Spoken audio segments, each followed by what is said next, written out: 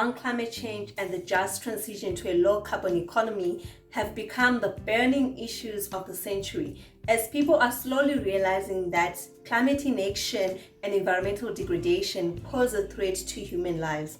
Environmental law has thus become very important as the law that seeks to regulate human impacts on the environment. Some of you have been asking me, so how do I get involved? How do I get into this emerging and exciting sector? If you're one of those people who are keen to know more on how they can get into the environmental law sector, please continue watching this video as I'm going to be sharing with you some of the details and tips that you need to know in order for you to get into the sector. Hi guys, and welcome to Our Root for Nature, where we talk about all things law with a particular focus on environmental law, environmental, climate, and social justice issues. And sometimes we do talk about travel and nature escapes just to keep the sanity rolling here. If you're new here, welcome, and if you're a returning subscriber, hey, it's good to always have you here. Thank you so much for the support. I really appreciate it. In this video, I'm going to be talking about how one can get into the environmental law sector as a law graduate. I did get some requests for this video, so I really hope that it's going to be very useful to those who are seeking to enter the field. First things first, one needs to know that the environmental law sector is a relatively new sector and an exciting field of work. And even though it has been rapidly growing over the past few decades, there's not a lot of law firms in South Africa that actually deal with this body of work. So if you want to specialize in this field, it is very important that you do your research and find out which law firms will actually allow you to do that and which law firms actually have environmental law as a practice area. Some law firms may have environmental law departments or do some environmental law related work here and there, but it will not be a key practice area for them. So they may not be hiring a lot of people in that field, nor will you necessarily become an environmental lawyer if you go and work there, because it could just be some like general environmental work here and there, or they may prefer you in another department, so you may not actually end up becoming an environmental lawyer if that's what you really want to do and specialize in that field. So a natural question that's going to flow from this is then, which places should I be looking at if I want to specialize in environmental law and become an environmental lawyer? That is, who's going to employ me? And I think that is a very fair question and also very important, right? Because you don't want to invest in something and then end up unemployable or not even being able to get a job or do something for a living with it. So it's very important for you to ask that and to be very curious. However, I'm telling you right now that despite environmental law not being one of the so-called firmed practice areas of laws, there are quite a number of employment opportunities in the field. The first one being government. You can actually work for government. You can work as an environmental lawyer or environmental law consultant or advisor in various government departments, especially those that have some kind of work that interacts with the environment somehow, such as the Department of Forestry, Fisheries and Environment, or the Department of Water and Sanitation, or the Department of Mineral Resources and Energy, as environmental issues are also key components of these portfolios. You can also work for the Department of Justice, especially to represent and advise the state on environmental issues. It's constantly being sued, so they need lawyers with the knowledge of the field. Private practice legal firms, some specialize in environmental law and related issues, but others, especially big law firms, they may only have like an environmental law department. So you need to be on the lookout for vacancies in that particular department. But then also as a law graduate, if you're going to these firms, they're not going to start you off in that department. You might never even get into that department. So that's why I said it's very important for you to research which law firms to go to if you really want to do this kind of specialized work. Also, take note that some firms may deal with environmental law issues here and there, so working for them doesn't necessarily make you an environmental lawyer unless it's the specific kind of work that you do on a daily. Another area of opportunity is NGOs and other civil society organizations. This is mostly around public interest lawyering. There are NGOs that actually specialize on environmental law and they employ lawyers who are interested in that field, and then some are general civil society organizations that are working at a grassroots level on environmental issues. So if you go there, you can actually lead their key campaigns, do advocacy work, or research for them. Please do watch my previous video on environmental law Q&A that I did on more details about the type of work that these kind of lawyers do. You can also work for corporate entities such as mining companies or other industries as an in-house legal counsel or legal person, specifically for sustainability and environmental compliance or other environmental issues. Banks also, you can be a legal advisor on environmental compliance or sustainability, because increasingly banks are now having sustainability policies and they affect how they invest or who they invest with, who they give money to. So you can actually get an opportunity there. The other thing is self-employment. You can work with the general public affected by environmental issues on your own. Like I said earlier, there's not a lot of law firms that actually specialize in environmental law in South Africa. So starting your own firm is also an opportunity for you, and you can just specialize on that body of work and you become one of those special lawyers who are dealing on environmental issues. So do think about that. The next question obviously is, how then do I get into the sector as a law graduate?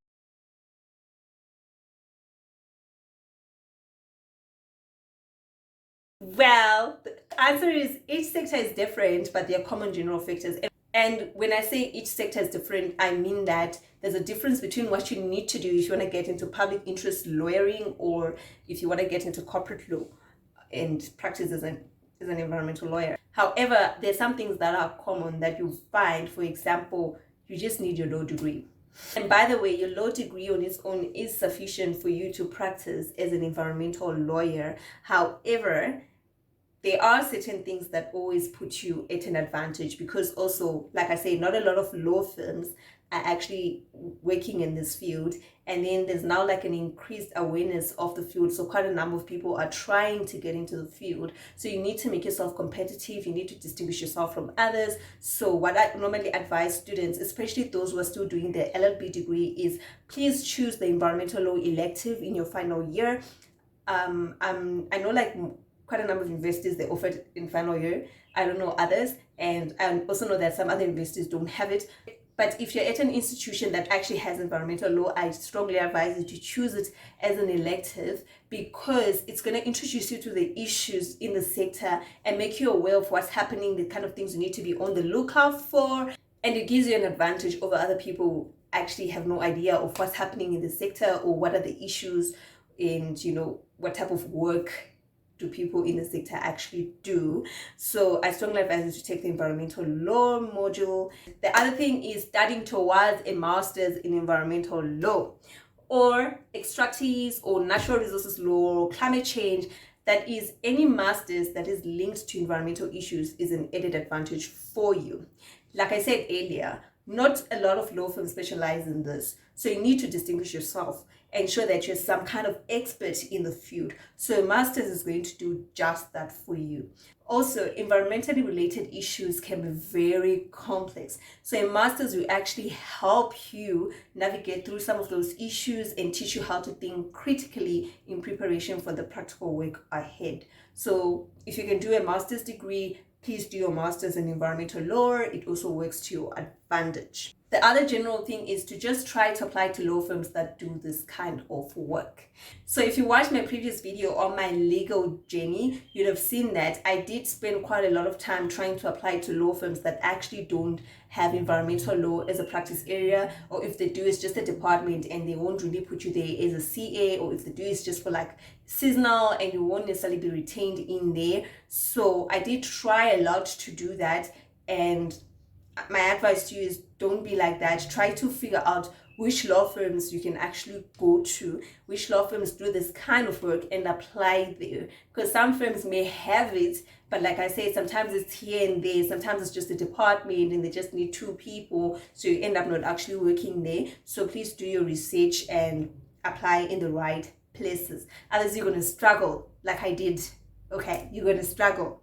And I am not lying, it's a struggle, especially if you're knocking on the wrong door.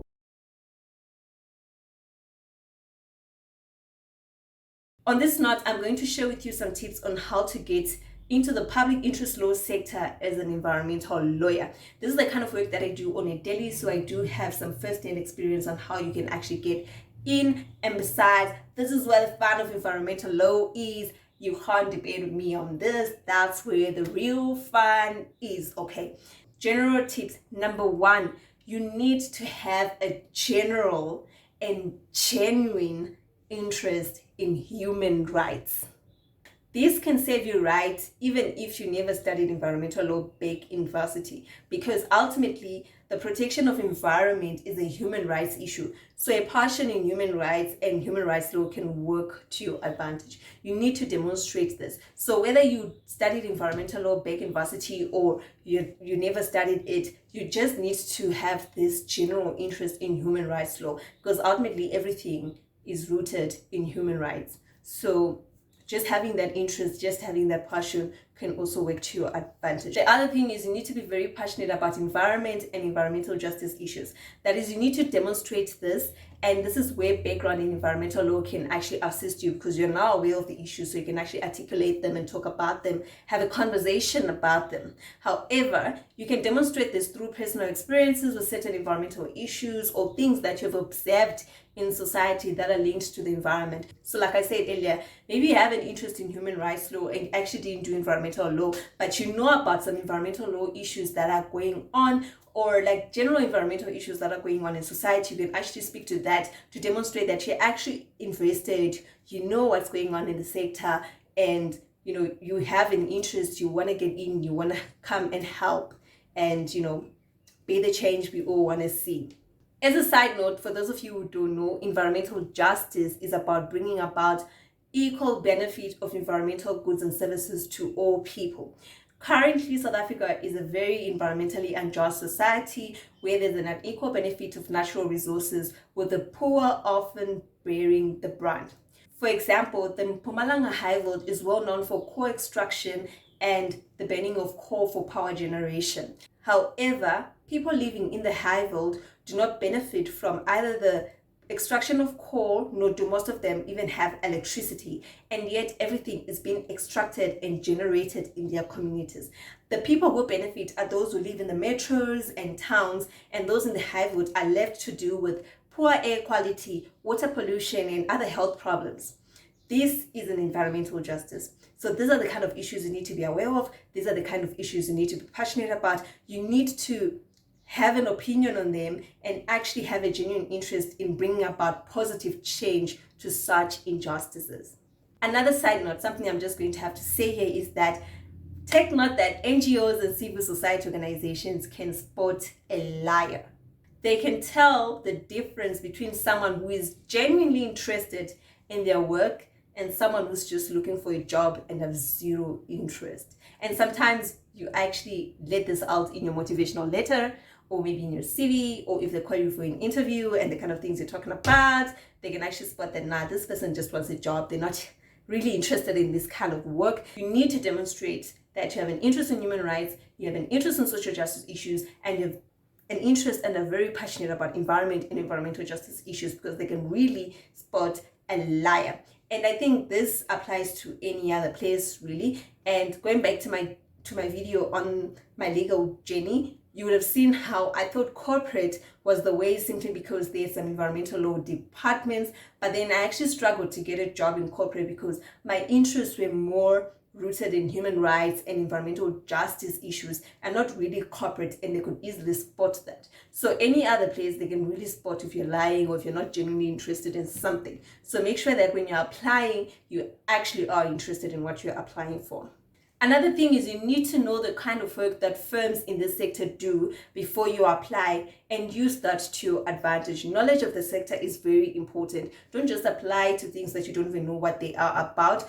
So learn about the sector and try to align it with your interests, and you see that everything will just flow. For example, if you want to go the corporate route, align it with some corporate interests to show that you actually know what they do and that you're going to bring value to the firm. Ultimately, at the end of the day, everything is about value. What value are you going to bring?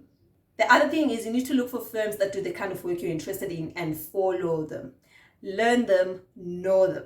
Basically, you need to learn those law firms. So the firm that I'm working at, I started following them way back in 2015 when I was in my second year in law school. So I kind of knew the work that they were doing, I knew what they were about, and by the time I actually got an interview with them, I was able to speak to some of the work that they've done.